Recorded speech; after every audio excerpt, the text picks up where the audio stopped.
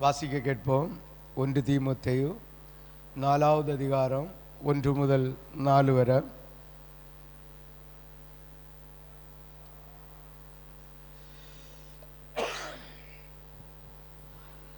ஆகிலும் ஆவியானவர் வெளிப்படையாக சொல்லுகிறபடி 2வது வசனத்திலிருந்து 4 வரை விவாகம் பண்ணாதிருக்கவும் ம் ம் ம் ம் ம் ம் ம் ம் ஒன்றும் தள்ளப்படத்தக்கதல்ல. ஆமென், ஹல்லேலூயா. இந்த வசனம் நம்ம மொட்டையாக வாசித்தோம்னா உண்மையிலேயே எல்லா பதார்த்தங்களையும் பாம்பு, அரணை, பல்லி, பாச்சா, பூராய், எறும்பு எல்லாத்தையும் எடுத்து வச்சுட்டு ஸ்தோத்திரம் பண்ணிட்டு சாப்பிட்டா ஒன்றும் பாவம் இல்லைன்னு உள்ள ரீதியிலே இருக்கு இல்லையா? நாய் இறைச்சி தின்னலாம், பன்னி இறைச்சி தின்னலாம், பாம்பு இறைச்சி தின்னலாம். இதெல்லாம் ஒவ்வொரு தேசங்களில் ஒவ்வொன்று. இந்த தேளை கூட கடித்து வறுத்து கரன்னு தின்னியானுவான். ஆமென், ஹல்லேலூயா. ஒவ்வொரு ஊருக்கு, ஒவ்வொரு தேசத்திற்கு, ஒவ்வொரு பழக்க வழக்கத்துக்கு அவங்க சாப்பிட்றாங்க. எறும்பை கூட பிடிச்சி வச்சு தின்றாங்க. இந்த குளவிக்க முட்டை, கடந்தைக்க முட்டை எல்லாம் நம்ம மலை நாட்டிலே, நம்ம பேச்சுப்பாறை பெருஞ்சாண்டியில் காணிக்கார மாரிலே அதை அழகாக சுட்டு எடுத்து அப்படியே அந்த முட்டையெல்லாம் எடுத்து வரட்டி இந்த பொரி தின்ன மாதிரியெல்லாம் தின்றான். ஆமென், ஹல்லேலூயா. இனி ஈசல்னா நம்ம செதல், நம்ம பாசையில் சொன்னா செதலையும் அழகாக அந்த கூட்டுக்குள்ளே ஒரு கூடாரம் போல கொண்டு வச்சு அதில் ஒரு குடத்திலேயோ எண்ணத்திலே தண்ணி வச்சு அதை விழுந்து அதை எடுத்து அதை வறுத்து தின்னிய ஸ்டைலு. அவங்க தின்னியதை பார்த்தா நமக்கு நாக்கில் என்ன ஊறும் சொல்லுங்களா? எச்சி ஊறும், நாக்கில் எச்சி ஊறும். நம்மளும் தின்னலாம் போல இருக்கு. அப்போ எல்லா வகையையும் ஒவ்வொரு இனத்தார், ஒவ்வொரு தேசத்தார் சாப்பிடுவாங்க. ஆமென். அதனால எலி சாப்பிடிய இடங்கள் உண்டு. எலி மலையில் எல்லாம் சில காலங்களில் நம்ம ஊர்லேயே நம்ம மலையிலேயே எலி பெரிச்சாளி தான் சாப்பாடு. ஆமென். எலி பெரிச்சாளி தவளை இப்படிப்பட்டது தான் மலையில் சாப்பாடு. அரியோ பருப்போ அவிய கண்ட சரித்திரம் இருக்குது. இப்போ தான் கவர்மெண்ட் உள்ள கொஞ்சம் கொஞ்சமாக கொண்டு போய் அவங்களும் நம்ம நாட்டு சாப்பாடு படி பழக்கம் படுத்திட்டு வரணும் இல்லையா? இப்போ மலைநாட்டில் போய் நம்ம ஊழியம் செய்ய போகிறோம். மலைநாட்டில் நம்ம ஊழியம் செய்ய போகிறோம். அவங்க ஆகாரத்தை நம்ம சாப்பிடலைங்க நம்மளை என்ன செய்யணும் சொல்லுங்களேன்? புறக்கணிப்பினுமா புறமணிச்ச மாட்டோமா? புறக்கணிப்பினும். ஆமே. அதனால அவங்களுக்கு கூட போய் இருந்துட்டு எலி ஆகாரத்தையோ பாம்பையோ பல்லியையோ அவங்க தின்னி ஆகாரத்தை அவங்க கூட இருந்து சாப்பிட்டா தப்பு இல்லையா? தப்பு தானே? ஆமே. அப்போ பரலோகத்துக்கு போக்கு ஆயத்தம் இல்லாதவர்கள் மினுக்கு வஸ்திரமும் உடுத்து பல வகை கை கடிகாரமும் கட்டி ஆண்டவர் ஆராதிப்பினோம். நம்ம அதே மாதிரி ஆராதிச்ச முடியுமா? முடியாது. ஆமென், ஹல்லேலூயா. அப்போ யாருக்கெல்லாம் புரியுது? அவங்க எலி சாப்பிட்டுனேன்னு சொல்லிட்டு நாமும் அவங்க கூட இருந்து சாப்பிட்டு அவங்க கூட இருந்து விளையாடி அவங்க கூட சேர்ந்து பிறகு கொஞ்சம் கொஞ்சமாக புகுத்தலன்னா நடக்குமா? நீயே கரப்பட்டாச்சு, நீயே விழுந்து போன. இப்படி செய்கிறவர்கள் சில ஊரில் இன்னைக்கும் நிர்வாணத்தோடு இருக்கிறாங்க.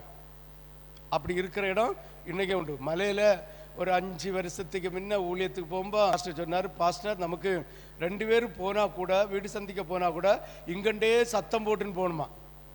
இல்லைங்க போனால் அவங்க எப்படி இருப்பாங்களாம்? ட்ரெஸ் இல்லாமல் இருப்பாங்க. எப்படி நம்ம கன்னியாகுமரி மாவட்டத்தில் ட்ரெஸ் இல்லாமல் இருப்பாங்க. அதனால இங்கண்டே சத்தம் போட்டுன்னு போனால் எதங்களும் ஒன்று எடுத்து வாரியில் என்ன செய்யணுமா? உடம்ப மூடிடுவேணுமா? ஆமென். அப்படிதான் இந்த இடத்துல ஊழியம் செய்ய முடியும்னு. அப்போ அவங்க நிர்வாணமாக இருக்கிறதுனால நாமும் நிர்வாணமாக இருக்கணும்னு சட்டம் என்ன உண்டா? இனி சில இடத்துல பார்த்தீங்கன்னா விபச்சாரம். அங்கே என்ன அம்மைக்கும் மோனுக்கும் மோளுக்கும் ஒன்றும் வித்தியாசம். அதாவது நாலேஜ் இல்லாமலே, உலக நாலேஜ் இல்லாமலே, வேத நாலேஜ் இல்லாமலே விபச்சாரம் செய்து கொண்டு இருப்பேன். அதனால் நாமும் அவர்களோட போய் விபச்சாரம் செய்து அவங்க கூட பழவி அவங்களோட பேசி இயேசுவை எப்படியும் புகுத்தணுமா? செய்யலாமா? கேட்குறேன், செய்யலாமா? செய்யப்படாது. ஆமென். அப்போ எந்த விதத்திலும் நம்ம ஆண்டோடைய வசனம், அதான் வசனம், அதாவது வாக்கின்படி நம்ம ஒரு வசனம் வாசித்தோமே இன்னைக்கு காலையில், தேவனுடைய வார்த்தையின்படி உள்ளதின்படி நம்ம செய்யணும். ஆமே. இந்த வசனத்தை வாசித்தா நிச்சயமாகவே தீட்டானதை ஸ்தோத்திரம் பண்ணி சாப்பிடலான்னு எழுதியிருக்கு. ஆமே. அப்போ தாய்லாந்துக்காரன் பாம்பு சாப்பிடுகிறான், அங்கே போனால் நம்ம ஸ்தோத்திரம் பண்ணி என்ன செய்யலாம்? சாம்பு சாப்பிடலாம், அரணை சாப்பிடலாம், பாம்பு சாப்பிடலாம், பல்லி சாப்பிடலாம், எது என்ன இல்லாமல் இந்த அந்த அது செதிலி சாப்பிடலாம், ஈசல் சாப்பிடலாம், காணிகாரம் மாதிரி சாப்பிட்ட மாதிரி எல்லாமே சாப்பிடலான்னு தான் இந்த வசனத்தை படி ஸ்தோத்திரம் பண்ணி சாப்பிட்டா ஒன்றுமே தீட்டல்ல என்று நமக்கு தோணுகிறது. ஆமேன். அதற்கு உதாரணத்துக்கு 4-5 வசனங்கள் இருக்கு. அந்த இடத்துக்குள்ள நான் போகலை. ஆமேன். நான் சாப்பிடக்கூடாது என்கிற வழிக்கு மட்டும்தான் வாரேன். ஆமேன். ஹல்லேலூயா. அதுதான் நேற்றைக்கும் நான் விளக்கி தந்தேன், இன்னைக்கும் விளக்கி தந்தேன். ஆண்டவராகிய தேவன் இஸ்ரவேல் ஜனங்களை வழிநடத்தி கொண்டு வரும்போது முதல்ல லேவி ஆகமத்தில் கட்டளை கொடுத்தார். என்னத்தில் கட்டளை கொடுத்தார்? லேவி ஆகமத்தில் கட்டளை கொடுத்தார். இந்த கட்டளைக்கு கீழ்ப்படியாம இந்த கட்டளையை புறந்தள்ளிட்டு அவருடைய சம்பத்தாகிய இஸ்ரவேல் ஜனங்கள், அவருடைய பிள்ளைகளாகிய இஸ்ரவேல் ஜனங்கள் அவருடைய களஞ்சியமாகிய பாலும் தேனும் ஊறிய கானான் தேசத்துக்குள்ள போய் பிரவேசிக்க ஆயத்தமா யோர்தான் நதி, அந்த நதி மட்டும்தான் ஒரு 40 அடி 50 அடி வீதி உள்ள அந்த நதியை மட்டும் தாண்டி போனோம். அதுக்கு கர்த்தர் ஆயத்தமானார். ஆனாலும் மோசேட்ட ஞாபகப்படுத்துகிறார், ஒன்று, நீ அழைச்சி கொண்டு வந்த ஜனங்களுக்கு நீ கொடுத்த கற்பனைகள் ஞாபகம் இருக்கிறதா என்று பாருன்னு பார்த்தா ஞாபகம் இல்லை. திரும்ப கொண்டு போகிறார். லேவியாகமத்தில் கொடுத்த அதே கட்டளையை திரும்ப உபாகமத்தில் அவர் என்ன செய்கிறார்? உப ஆகமம், அதனுடைய அடுத்த ஆகமம் மட்டும் உபாகமம் கொடுத்து, அப்போ ஒரு கட்டளையை ஒரு தடவைக்கு மேலே 2 தடவையாய் கொடுத்து ஸ்திரப்படுத்துகிறார். ஆமென். ஹல்லேலூயா. அதுதான் உப ஆகமம். உபாகமம்னு நம்ம சொல்கிறோம். அதாவது அதுக்கு கூட சேர்ந்த ஆகமம். இந்த ஆகமம் ஸ்திரமாக அதை முழு பலத்தோடு ஆண்டவர் கடைபிடிக்கும்படி திரும்பவும் ஞாபகப்படுத்துகிற ஒரு ஒரு ஒரு ஒரு ஒரு ஒரு ஒரு ஒரு ஆகமம் தான் உபாகமம். ஆமென். லேவி ஆகமத்தில் 11:1-23 வரை கொடுத்த அதே வார்த்தைகளை தெளிவாக நமக்கு எங்கே கொடுத்துருக்கு? உபாகமம் 14வது அதிகாரம் 13 முதல் 20 வரை வாசிங்க. மேக்சிமம் என்ன ஆகாரம் சாப்பிடணும்னு இருக்கு.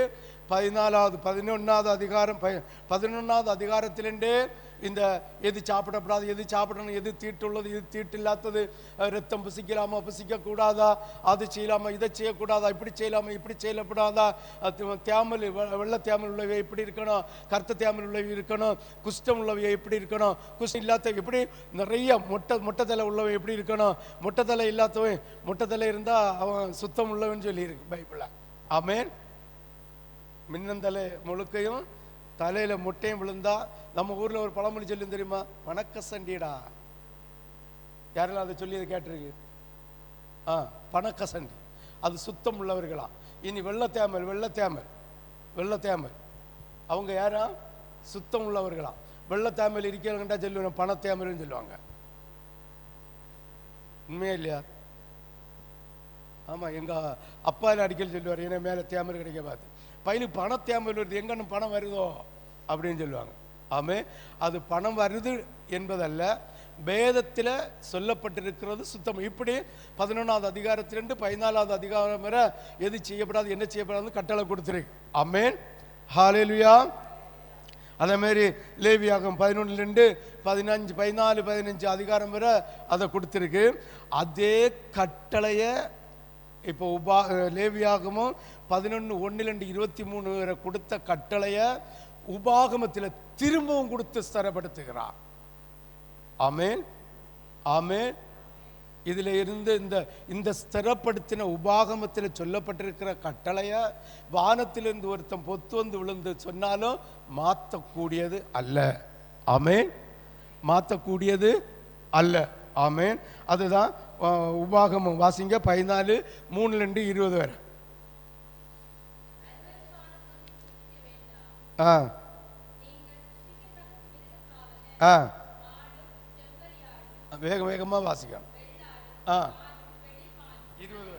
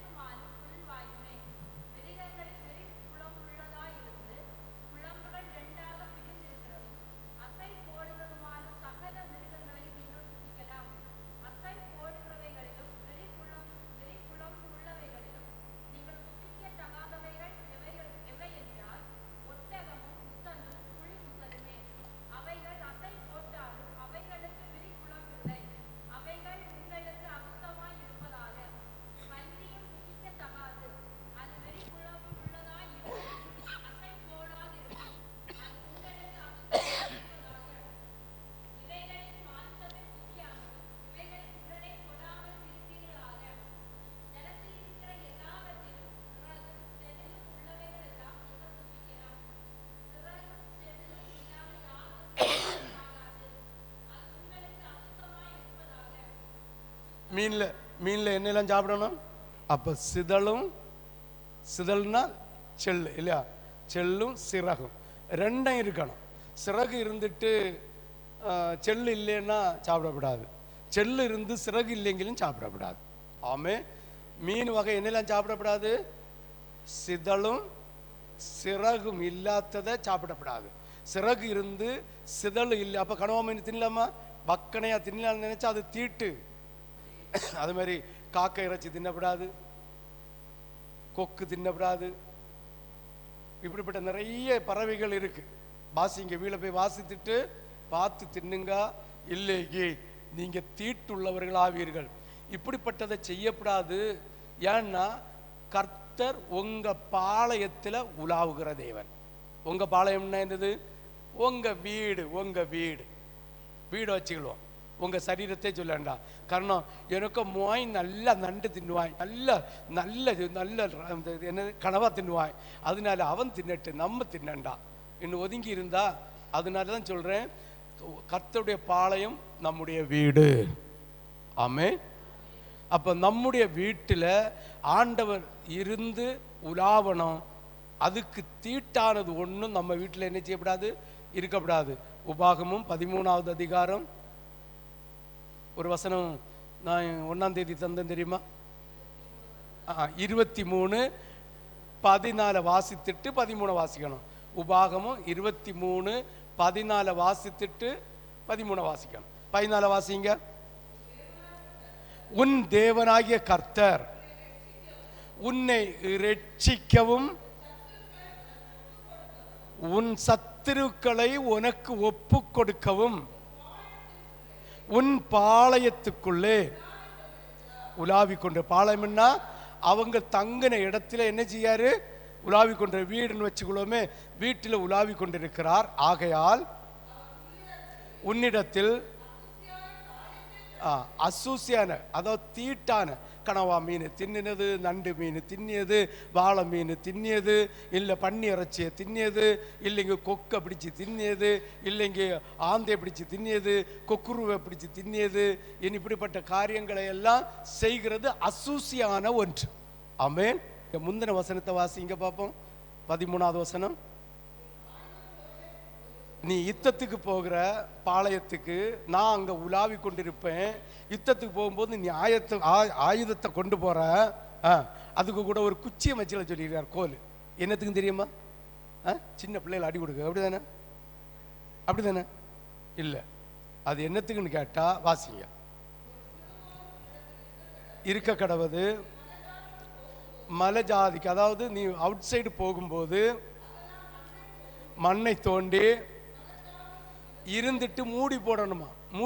அந்த நாற்றமோ துர்நாற்றமோ அதில் உள்ள அழுக்கோ ஒரே என்ன செய்யப்படாது, வரப்படாது, மூடி போடணும். ஏன்னா ஆண்டவர் உலாவுகிற பாளையம் அசூசிப்படப்படாது. ஆமென். அப்ப எவ்வளவு கண்ணும் கருத்தமா அன்னைக்கு 40-50 லட்சம் ஜனங்கள் இருந்த இஸ்ரவேல் ஜனங்களை கண்ணும் கருத்தமா பார்த்திருக்கிறார். இன்னைக்கு எல்லா வசதியும் நமக்கு இருக்கு. ஆமென். ஒரு மீன் கிடைச்சில்லைங்க இன்னொரு மீன் கிடைக்கும். நண்டு சாப்பிட வேண்டான்னு உண்டன்னா நல்ல இறால் கிடைச்சோம். இல்லை கனவா மீன் சாப்பிட உண்டன்னா நல்ல நல்ல நல்ல தேளி மீன் கிடைச்சோம். நெம்மீன் கிடைச்சிது, பாறை மீன் கிடைச்சிது, விள மீன் கிடைச்சிது, ஸ்லோப்பி மீன் கிடைக்குது. இப்படிப்பட்ட மீனெல்லாம் கிடைக்குது. ஆமென் ஆமென். ஒன்று கிடைச்சல நமக்கு சாப்பிட வழி இல்லைன்னு சொல்லுக்கு இல்லை. ஒன்று இல்லை, ஒன்று நமக்கு ஏதோ விளக்கப்பட்டதோ அதை விட்டுட்டு நமக்குன்னு உள்ளதை வாங்கி சாப்பிட வேண்டிய எல்லா பன்னிறைச்சி சாப்பிட வேணால் ஆட்டிறைச்சி இருக்கு, ஆட்டிறைச்சி சாப்பிட வேணால் அதுக்குள்ள வசதி இல்லைங்க மாட்டிறைச்சி இருக்கு. ஆமென். இப்படி அவரவர்களுடைய தகுதிக்கேற்றது போல இன்று நமக்குள்ள எல்லா இதுவும் இருக்கு. அப்போ ஆண்டவராகிய தேவன் என்கிற பரிசுத்தர் நம்ம வீட்டில் உலாவும் போது அசுசியான காரியம் என்ன செய்யப்படாது, இருக்கப்படாது. ஆமென். ஹல்லேலூயா ஹல்லேலூயா ஹல்லேலூயா. இந்த பவுல் யாருக்கு சொன்னான்னா தீமோத்தேயுக்கு தனிப்பட்ட வாழ்க்கையில் அவன் இருந்த வைராக்கியம் தனிப்பட்ட வாழ்க்கையில். இது பவுல் இந்த தீமோத்தேயுக்கு தனிப்பட்ட முறையில் சொல்லப்பட்டது தவிர அந்த அந்த அவன் போன கொரிந்து சபைக்கோ இல்லைங்க இன்னொரு சபைக்கோ சொல்லப்பட்டது அல்ல. இது வேத சரித்திரம். ஆமென் ஆமென். பவுல்கிட்ட தீமோத்தேயுட்ட சொல்லி விடுகிறான், நீ வைராக்கியமா இருக்கிற உண்மைதான், ஆனாலும் நீ போற இடத்துல இப்படிப்பட்ட சூழ்நிலைகள் வந்தால் ஸ்தோத்திரம் பண்ணி சாப்பிடலாம், சாப்பிடு, பட்டினி கிடந்து செத்து போகாத. ஆமென். இன்னும் ஒரு விதத்தில் நீங்கள் பார்த்தீங்கன்னா இந்த தீமோத்தேயு பசி தாங்க மாட்டான். பசி என்ன செய்ய மாட்டான், தாங்க மாட்டான். வேதத்தில் இன்னொரு இடத்துல சொல்லி இருக்கு, நான் குறிச்சு வச்சிருந்தேன் இடையில வரும், இன்னொருத்த சொல்லி இருக்கு, நீ உபவாசம் இருக்கிறதெல்லாம் உண்மைதான் தீமோத்தேயு, நீ இருக்கணும், தண்ணி குடியாம ஆகாரம் புசியாம இருக்கணும், ஆனாலும் உனக்கு களைப்பு வந்தா சிறிது திராட்சை ரசத்தை குடி என்று சொல்லிவிடுகிறான். ஆமென் ஆமென். வசனம் இருக்கா இல்லையா, இருக்கா இல்லை, இருக்கு. ஆமென். ரோமர்ல என்னதோ இருக்குன்னு நினைக்க பாருங்க, அப்படி சொல்லப்படும். அப்ப தீமோத்தேயுடைய தனிப்பட்ட வாழ்க்கைக்காக சொன்ன உபதேசம் இது. இதை சாப்பிடு, இதை சாப்பிடப்படாதுன்னு சொல்லல, பொதுவா சொன்னா நீ ஒன்னையும் கழிச்சாத. ஒன்னு சொல்லுவாங்க தெரியுமா நம்ம இடத்துல, பயலுக்கு துண்டு மீன் இருந்தாதான் இறங்கும், நொத்தொலி மீனும் சால மீனும் இறங்காது. சொல்லி கேட்டிருக்கா இல்லையா? பயலுக்கு இந்த பெண்ணுக்கு ஆட்டிறைச்சி பிடிச்சாது, மாட்டிறைச்சி நல்லா பிடிச்சான். ஆமே, எப்படி மாட்டிறைச்சி நல்லா பிடிச்சான். கோழி பிடிச்சாது, கோழி என்ன செய்யுமா, கிண்டிட்டு தெரியுமா, விளைய பூரா அசிங்கத்தை கிண்டா, அதனால தின்ன மாட்டேன் இப்படி சொல்லுவாங்க தெரியுமா. இதற்காக அவன் சொல்லிவிட்ட காரியம் பன்னிறைச்ச சாப்பிடகோ அல்ல, முயலிறைச்சியை சாப்பிடக அல்ல, சாண்டவர் உண்டாக்குனது அத்தனையும் பரிசுத்தம், நீ ஸ்தோத்திரம் பண்ணி சாப்பிடுன்னு சொன்னதுதான் அது. ஆமென் ஹல்லேலூயா. ஆண்டவர் பரிசுத்தப்படுத்தின ஒன்னையும் நீ விலக்காதேன்னு சொல்லி விடுகிறான். இதற்கு உதாரணத்தை நமக்கு வரும்போது இன்னைக்கு இடையில வரும்போது சொல்லி தருகிறேன் பாருங்க. ஆகிய கட்டளைகளை தியானித்து பார்க்க வேண்டும். ஆமென். இப்போ உபாகமத்தில் உள்ள 14 இந்த பவுல் சொன்னதையும் நம்ம மனசுல வச்சிருங்க. உபாகமத்தில் உள்ள 14, அதாவது ஒருக்க லேவியாகமத்தில் கொடுத்ததை திரும்பவும் உறுதிப்படுத்தி கொடுத்துக்கிறார். உறுதிப்படுத்தி என்ன செய்கிறாரு, கொடுத்திருக்கிறார். ஆமென் சொல்லலாமே. இந்த உபாகமத்தை கூட இயேசு பல இடத்துல சுட்டி காட்டி இருக்கிறார். லேவியாகமத்தை சுட்டி காட்டல, உபாகமத்தை இயேசு கிறிஸ்து பல இடத்துல சுட்டி காட்டியிருக்கிறார். அதையும் ஒன்று. அப்ப உபாகமத்துக்கு எவ்வளவு முக்கியத்துவம் உண்டு என்பதை நீங்கள் பார்க்க வேண்டும். நீங்கள் இந்த 5 ஆகமத்தில் நீங்க மனசார படிச்சு காணாம தெரிஞ்சு வச்சிருக்க வேண்டிய ஒரு ஆகமம் உபாகமம். ஆமென் ஹல்லேலூயா ஹல்லேலூயா. மெஸ்ஸியா வருகிறது கூட முன் குறிச்சு வச்சிருக்கு. ஆமென். நிறைய காரியங்கள் உபாகமத்தில் நிறைய காரியம் இருக்கு. முதல்ல உபாகமம் எப்படி உருவானதுன்னு பார்க்கணும். லேவியாகம் என்கிற தட்டத்தை கொடுத்து இவர்கள் அவருடைய சம்பத்துக்கு கூட்டிட்டு வரும்போது கொடுத்த கட்டளை மறந்ததுனால திரும்ப கொண்டு போய் 40 வருஷமா படிச்சு கொடுத்தாரு. அவருடைய கட்டளையை மறந்தவங்க அத்தனை பேரும் எங்கே கொண்டு போகல? அவருடைய சம்பத்தாகிய பாலும் தேனும் ஊறிய கானான் தேசத்துக்குள்ள கொண்டு போகல. நம்ம இன்னைக்கு அவர்கள் உடன்படிக்கைய மறக்கல்ல, தள்ளுகிறோம். மறக்கல்ல என்ன செய்கிறோம்? தள்ளுகிறோம். மறக்கல தெரியும், பைய தொடங்கி விட்டாலே உடனே தெரியும் என்னன்னு. ஜீவன் உள்ளவரை திருமறைக்கும் திருச்சபை ஒழுங்கும் கீழ்ப்படியும் உள்ள உடன்படிக்கைய நமக்கு தெரியும். தெரிஞ்சு வச்சுட்டு துணிகரமா நம்ம அவருடைய உடன்படிக்கையை என்ன செய்கிறோம்?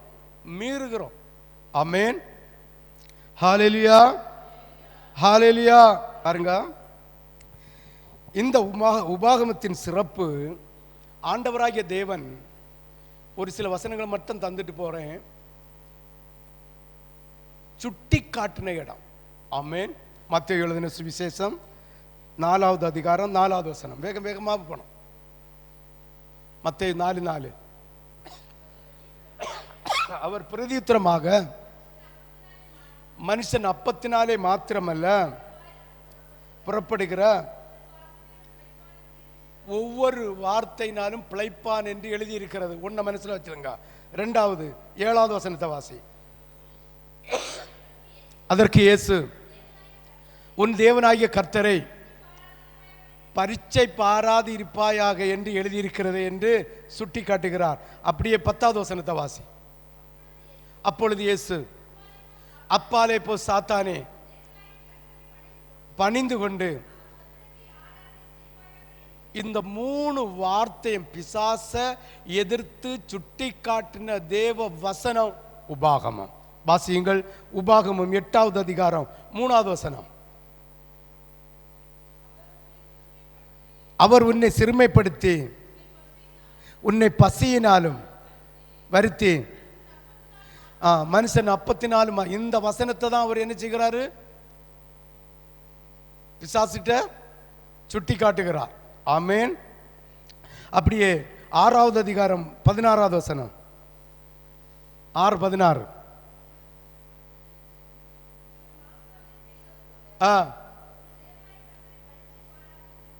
அதே மாதிரி 6:13 வாசி.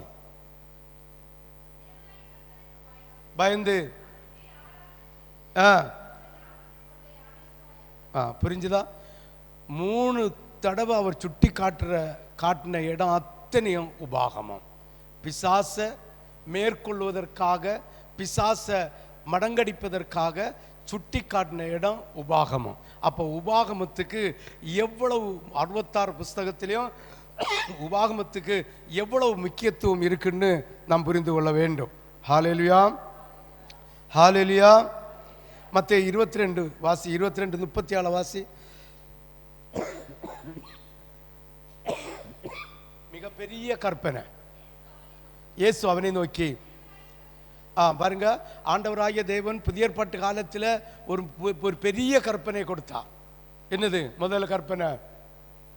ஒரு முழு இருதயத்தோடும், முழு ஆத்மாவோடும், முழு பலத்தோடும் ஆண்டவருடைய நாமத்தை வாசி. அவனை நோக்கி, கர்த்தரிடத்தில் முழு இருதயத்தோடும் முழு ஆத்மாவோடும் அன்பு கூறுவாயாக. முதலாம் பிரதான கட்டளை. இது எங்க சொல்லப்பட்டிருக்குன்னு தெரியுமா? இயேசு கொடுத்த கட்டளை தான். எங்க சொல்லப்பட்ட? உபாகமம் 6வது அதிகாரம் 5வது வசனத்தை வாசிங்க. உபாகமம் 6:5. நீ உன் தேவனாகிய கர்த்தரிடத்தில் முழு இருதயத்தோடும் முழு ஆத்மாவோடும். ஆமென், ஹல்லேலூயா. அப்ப புதிய ஏற்பாட்டு காலத்தில் கொடுத்த பிரதான கட்டளையில ஒன்று உபாகமத்தில் சொல்லப்பட்டது. ஆமென், ஹல்லேலூயா. இனி இயேசுவை முன் அறிவித்தது. அப்போஸ்தலர் 3வது அதிகாரம் 22-23 வாசி. அப்போஸ்தலர் 3:22.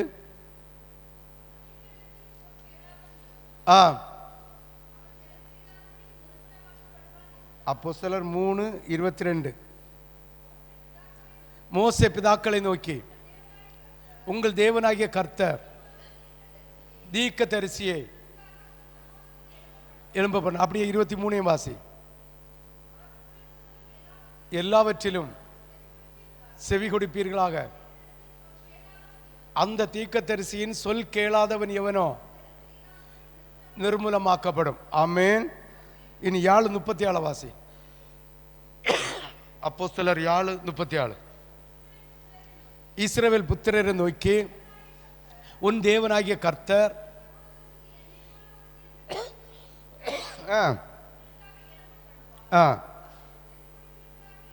இந்த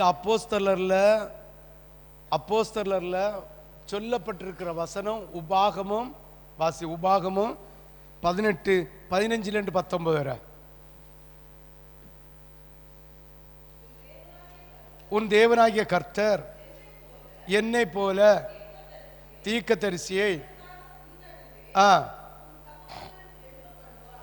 இப்ப போதும். இப்ப உபாகமத்தில் சொல்லப்பட்டிருக்கிறது தான் அப்போஸ்தலர்கள் என்ன செஞ்சிருக்கு, இங்க முன் அறிவிச்சிருக்கு. அப்ப உபாகமத்துக்கு அவ்வளவு முக்கியத்துவம் உண்டு. ஆமென்.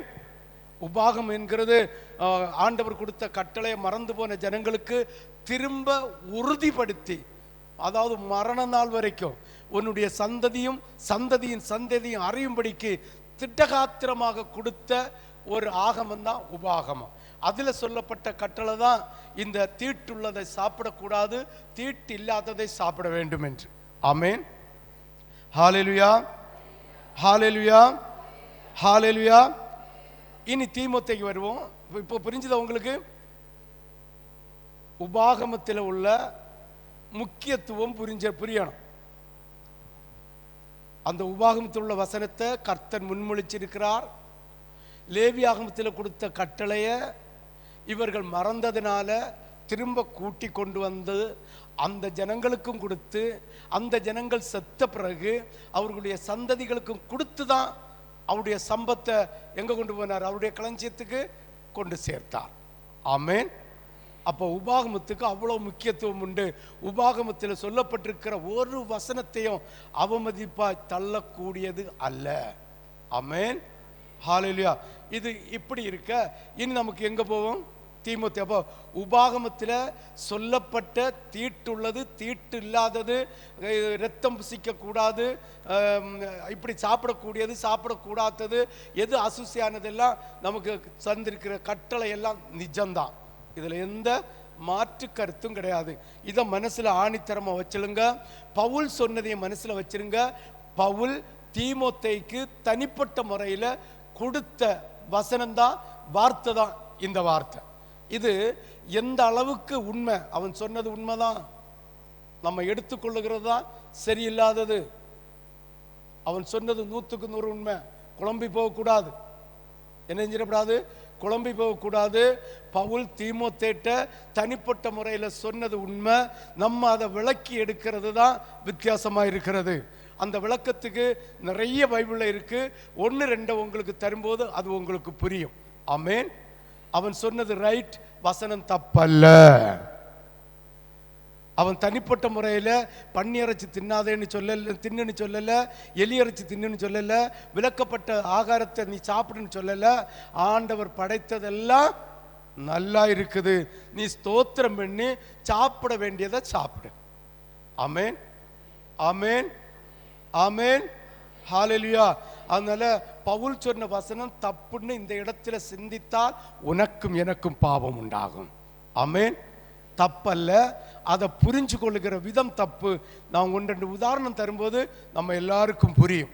ஆமென். இனி வாசியுங்கள் 1 தீமோத்தேயு 4வது அதிகாரம் 2வது வசனம். விவாகம் பண்ணாது இருக்கக்கூடாதுன்னு சொல்லியிருக்கு. ஆமென். ஏனென்று கேட்டால் இன்றைக்கும் ஒரு சில திருச்சபைகள், ஏன்னா வேதத்தில் சொல்லியிருக்கு கல்யாண மஞ்சம் கரைப்பட்டதில்லை, கல்யாணம் அசூசியானதில்லை. ஆதி ஆகமத்தில் இருந்து புதிய ஏற்பாட்டு காலம் வரைக்கும் கர்த்தர் விவாகம் கனம் உள்ளதுன்னு சொல்லி கனப்படுத்தி விவாகத்தை ஏற்படுத்தி பண்ணி வைத்தார். ஒரு ஆதாம படைச்சு வச்சுட்டு ஐயோ அவனுக்கு ஏற்ற துணை வேணும்னு திரும்ப ஏவாளை உருவாக்கி எடுத்தார். அதுவும் எப்படி? அவனுக்கு விலா எலும்பில் இருந்து, ஏன்னா சரீரத்தோட சரீரமாய், எலும்புக்கு எலும்பாய், உயிருக்கு உயிராய் இருவரும் ஒரே சரீரமாய் இருக்க வேண்டும் என்கிற சிந்தனையோடு செய்த நல்ல காரியம். ஆனா பவுல் இங்க மொட்டையை சொல்லி இருக்கிறான். இதை தீமோத்தேயு புரிந்து கொள்வான். யாரு புரிந்து கொள்வான்? தீமோத்தேயு புரிந்து கொள்வான். விசுவாசிகள் புரிந்து கொள்ள கொஞ்சம் கடினம். அங்க மொட்டையை சொல்லி இருக்கிறது. என்னை வாசி பார்ப்போம். விவாகம் பண்ணாதிருங்கள் என்று. ஆமென். என்னது? விவாகம் பண்ணாதிருங்கள் மொட்டையை சொல்லி இருக்கு பாருங்கள். விவாகம் பண்ணாமல் இருக்கிறது அது பெரிய பாக்கியம், பெரிய பாக்கியம். ஆமென். ஆனாலும் கர்த்தர் அண்ணலாக, அதாவது திருமணம் பண்ணாம இருக்கும்படியாக அவர் ஏற்படுத்தாவிட்டால் நிச்சயமா ஒருவன் திருமணமாகாமல் இருக்க முடியாது. ஆமென். அவர் ஏற்படுத்தி விட்டார், அவர் அண்ணலாக பிறக்க வைத்துட்டார், அவர் அவர் சன்னியாசியாக பிறக்க வைத்துட்டார், அவன் கல்யாணம் பண்ணினால் நாசமா போயிடுவான். ஆமென். அதனால வற்புறுத்தி கல்யாணம் பண்ணப்படாதுன்னு சொல்லக்கூடாது, கல்யாணம் பண்ணியல தடை செய்யவும் கூடாது. ஆமென். அப்ப இந்த இடத்துல பவுல் என்ன செஞ்சிருக்கிறான்? மொட்டையை சொல்லியிருக்கு, திருமணம் செய்யப்படாதுன்னு சொல்லாத, அத்தனை பேரையும் திருமணம் செய்ய சொல்லு என்னுள்ள சிந்தனையில சிந்திக்காம கல்யாணம் பெண்ணுன்னு வற்புறுத்தாதேன்னு தீமோத்தேயுட்ட சொன்னது அவனுக்கு புரியும். ஆமென். ஏன்னா அந்த காலத்திலேயே ஒரு சில திருச்சபைகள் இருந்திருக்கு, கல்யாணம் பண்ணப்படாது என்று வற்புறுத்தி திருமணமாகாம ஊழியத்தை செய்ய வைத்த இந்த காலத்தை போல அந்த காலத்திலும் இருந்திருக்கு. அதனாலதான் பவுல் தீமோத்தேயுட்ட கொடுத்த ஆலோசனை. 2வது வசனத்தை வாசி. 2வது வசனம். 1 தீமோத்தேயு 4:2. விவாகம் பண்ணாத இருக்கவும். ஆமென். சொல்லலாமா அப்படி? அப்ப பவுலுக்கு சொன்னது யாருக்கு புரியும்? தீமோத்தேயுக்கு புரியும், நாமும் புரிந்து கொள்ள வேண்டும். ஆமென். அப்ப திருமணம் பண்ணுவதற்கு யாரையும் வற்புறுத்தவும் கூடாது, பெண்ணாம இருன்னு வற்புறுத்தவும் கூடாது. இன்னைக்கு நிறைய ஊழியங்களில், திருச்சபைகளில், ஆதி பந்தேவசுகளில் திருமணம் பண்ணக்கூடாதுன்னு மைண்ட் வாஸ். ஏன்னா சியோன் வேணுமா? என்ன வேணுமா? சியோன். சியோன்ல யாரு போவாங்களா? திருமணம் பண்ணாத ஊழியக்காரங்க போகணுமா? ஆமென். ஆமென். அப்ப நீ எங்க போற? கல்யாணம் பண்ணிட்டு ஊழியம் செய்கிற நீ எங்க போற? சியோனுக்கு போக மாட்டியா? போவியா? போக மாட்டியா?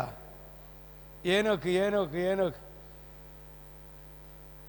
எத்தனை குமாரர் இருந்தாங்க சொல்லு? எத்தனை குமாரர் இருந்தனா? எத்தனை குமாரத்திகள் இருந்தனா? வேதம் சொல்லுது குமாரர்களையும் குமாரத்திகளையும் பெற்றெடுத்தான். அவன் எப்படி போனான்னு தெரியுமா? கை போட்டுட்டு பேசிட்டே அப்படியே இந்த காம்பவுண்டுக்கு மேலே ஓடி நடந்து நடந்து நடந்து பேசி பேசி போறது போல. உண்மையா சொல்றேன், நீங்க அந்த சரித்திரத்தை படிங்க, அந்த சிந்தனையோட படிங்க. அவங்க 2 பேரும், இயேசுவும் நம்ம ஏனோக்கு நடந்து போன சீனை நமக்கு கர்த்தர் காட்டி தருவான்.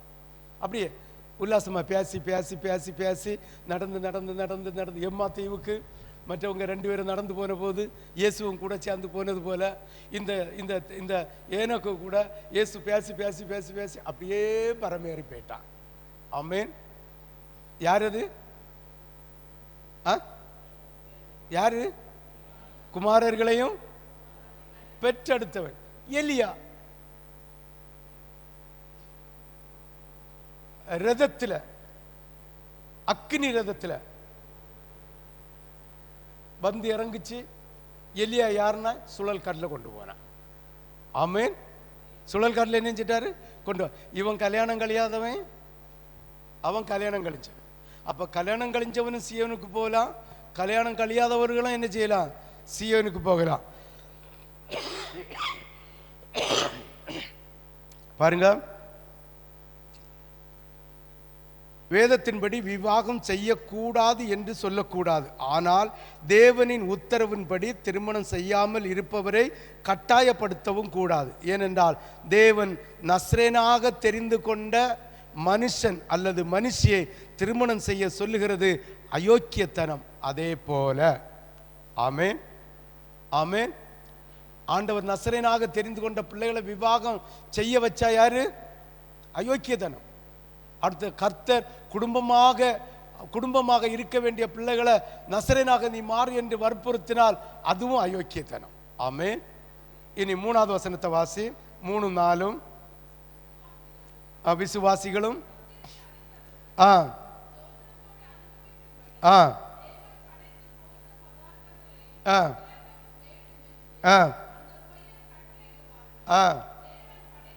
அவர் சொன்னது உண்மைதான்.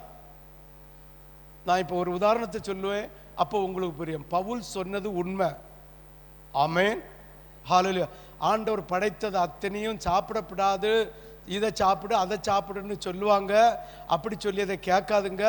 நீங்க கர்த்தர் படைத்தது ஸ்தோத்திரம் பண்ணி நல்லதை சாப்பிடுங்கள் என்று சொல்லி இருக்கிறார். வாசிங்க ஒருக்கா கூட.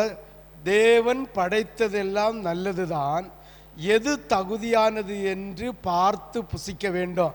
தேவன் படைத்தது எல்லாம் நல்லதுதான், அதில் எது தகுதியானது என்று நம்ம பார்த்து புசிக்க வேண்டும்.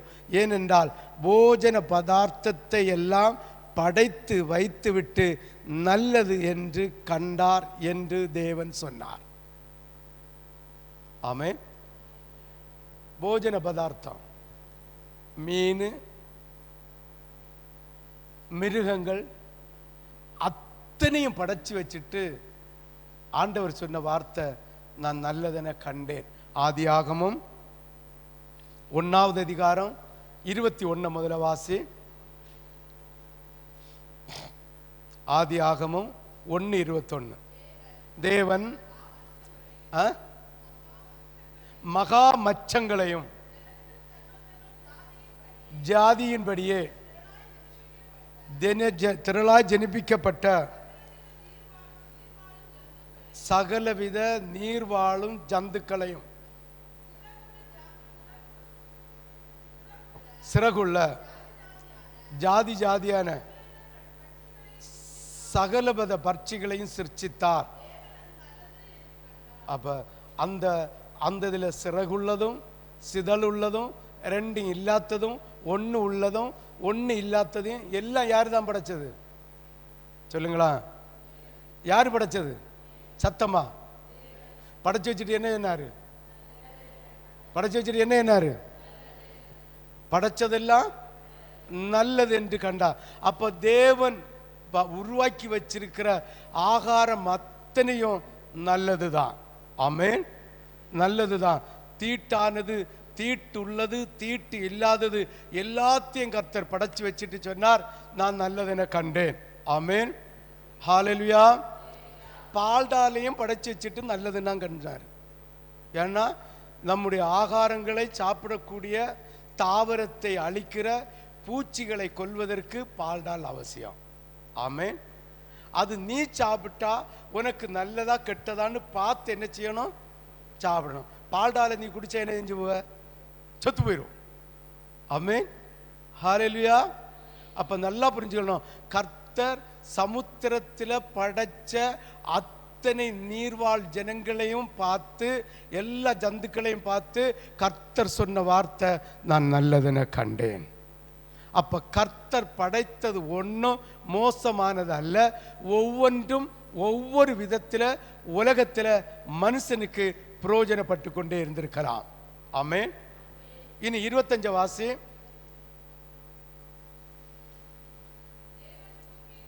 தேவன் பூமியில் உள்ள ஜாதியான காட்டு மிருகங்களையும் நாட்டு மிருகங்களையும் பிராணிகள் எல்லாவற்றையும் உண்டாக்கினார். தேவன் அது நல்லதுன்னு கண்டார். அப்ப கர்த்தர் படைத்த எல்லா மிருகமும் எல்லா மாம்சத்தையும் அவர் நல்லதென கண்டார். ஆமென். கண்டாரா காணலையா? ஹல்லேலூயா. ஹல்லேலூயா. ஆனால் ஒன்று பாருங்க, நல்லதென கண்டுட்டு நேர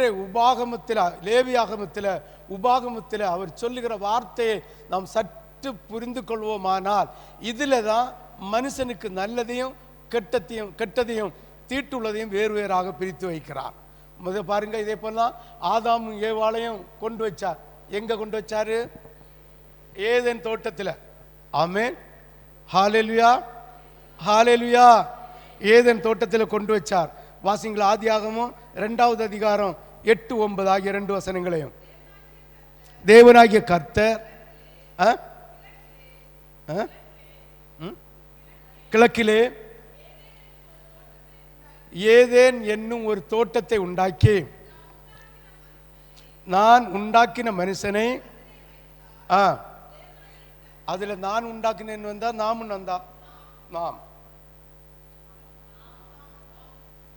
தாம் தாம் உண்டாக்கின மனுஷனை அதிலே வைத்தார். தேவனாகிய கர்த்தர் பார்வைக்கு அழகும் புசிப்புக்கு நல்லதுமான, பாருங்க, சகலவித விருட்சங்களையும் தோட்டத்தின் நடுவிலே ஜீவ விருட்சத்தையும் நன்மை தீமை அறியத்தக்க விருட்சத்தையும் பூமியில் இருந்து முளைக்க பண்ணினார். இதையெல்லாம் பாருங்க, 8, 9 வாசித்தை எல்லாம் இதெல்லாம் முளைக்க பண்ணி அவர் என்ன செய்ய, எல்லாத்தையும் நல்லதுன்னு கண்டு வச்சிருக்கிறார். ஆமென். அப்படியே நீங்க வாசிங்க பார்ப்போம். ஆதியாகமம் 2, 16 முதல் 17, 16, 17. மனுஷனை நோக்கி பாருங்க, அந்த இடத்துல நல்லா புரிஞ்சுங்க. தோட்டத்தில் உள்ள சகல விருட்சத்தின் கனியையும் புசிக்கலாம். சகல சகல விருட்சத்தின் கனியையும் புசிக்கலாம். ஆமே. இப்ப பார்க்கணும், சகல பவுல் அதான் சொல்றான், நீ சகல போஜனத்தையும் நீ என்ன செய்யலாம்? உண்ணலாம். சகல ஆகாரத்தையும் நீ உண்ணலாம். ஆமேன். அந்த இடத்துல விவரமா எல்லாம் நீ சாப்பிடலாம். ஆனால் ஆண்டவரால் விலக்கி வைக்கப்பட்டதை நீ புசியாமல் இரு என்று சொல்லல. இந்த இடத்திலேயும் ஆண்டவர் பாருங்க, சகலவித நாட்டு மிருகங்களையும் காட்டு மிருகங்களையும் படைத்து இது மனுஷனுக்கு நல்லதென்று கண்டார். சகலவித மச்சங்களையும் படைத்து அவர் இது மனுஷனுக்கு நல்லதென்று கண்டார். இப்ப ஆதாமையும் ஏவாளையும் தோட்டத்தில் கொண்டுட்டு சகலவித மிருச்சங்களையும் அவர் பூமியிலிருந்து முளைக்க வைத்து அதை நல்லதென்று கண்டார். ஆமென், ஹalleluya, ஹalleluya. ஆதியாகமம் 2, 16, 17 வாசி. தேவனாகிய கர்த்தர் மனுஷனை நோக்கி, நீ தோட்டத்தில் உள்ள சகல விருட்சத்தின் கனியையும் நீ புசிக்க, பாருங்க, சகல தோட்டத்தில் உள்ள சகல விருட்சத்தின் கனியையும் புசிக்கலாம். இதே அடிப்படையில் தான் பவுல் தீமோத்தேயுக்கு சொல்லுகிறார்.